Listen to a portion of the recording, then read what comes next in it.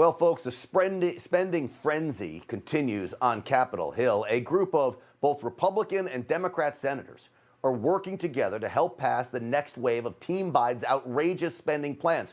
Way too many spineless Republicans on board with this, okay? Here's the problem.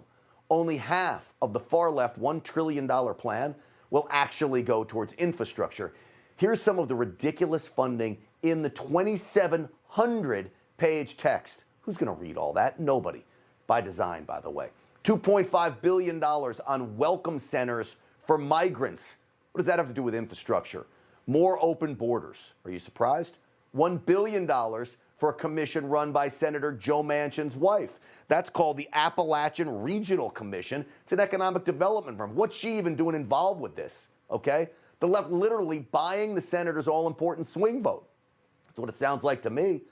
The bill also includes spending based on race. And check this out. The bill even defines gender identity as a protected class, because that has to do with infrastructure. Schumer and his gang of left-wing loonies and these rhinos, Republicans in name only, hope to pass this bill before the August recess later this month. Out-of-control spending is becoming far too common in Joe Biden's America, and Republicans are doing nothing to fight back. Nothing. All of you should be outraged by this. Joining me now is Dr. Sebastian Gorka, former White House senior advisor under the Trump administration and host of the Gorka Reality Check here on Newsmax. Dr. G, great to see you. Thanks for having me, Grant. I don't know who I'm more angry at, Dr. G. The 16-plus Republican senators that are going to get behind this, or the left-wing loony Democrats that have just infused this with a wish list of socialist agendas. Where to begin? So, God bless Breitbart for getting a copy of this document leaked by somebody who was so concerned that the way this was formulated, Grant, is that it was done in secret. It wasn't even done through the relevant committees of Congress. The abortion that resulted, almost 3,000 pages long, if the senators don't sleep 1 hour, if they don't sleep at all until this is meant to be voted on, they still cannot physically read the document that was leaked today.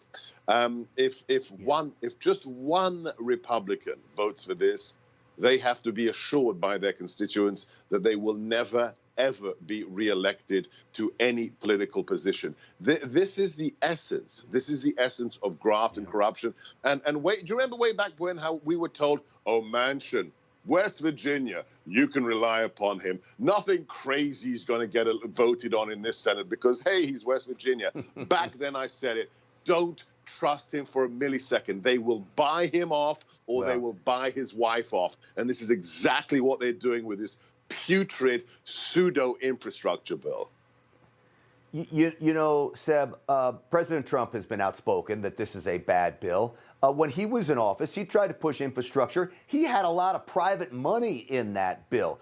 We would have gotten a lot done on infrastructure. It would have cost taxpayers a lot less money, but Republicans could not make it happen. And there was a point where we controlled all of Washington. If we remember his first 2 years in office, we got nothing done because of them. In 2016, it's like Mike Flynn said, Grant, we had a peaceful revolution in America.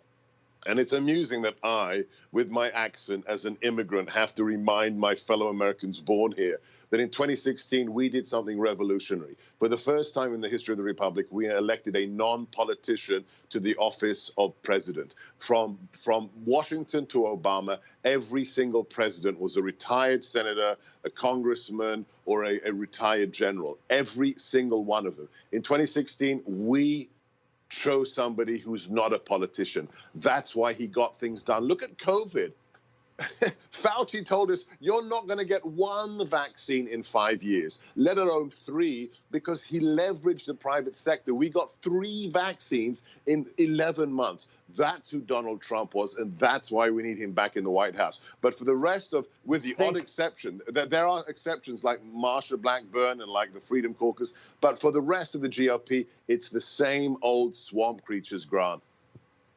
Could you imagine, Seb, how much President Trump could have gotten done if he had his own party helping him? There were many of them standing in his way. And look, I think all of us are fed up with it. And I appreciate you calling that on your radio program here on Newsmax on a daily basis. Sebastian Gorka, thank you, my friend. Hey, I'm Rob Finnerty. Thanks for watching. If you enjoyed this video, please join the conversation in the comments below. Don't forget to subscribe, too.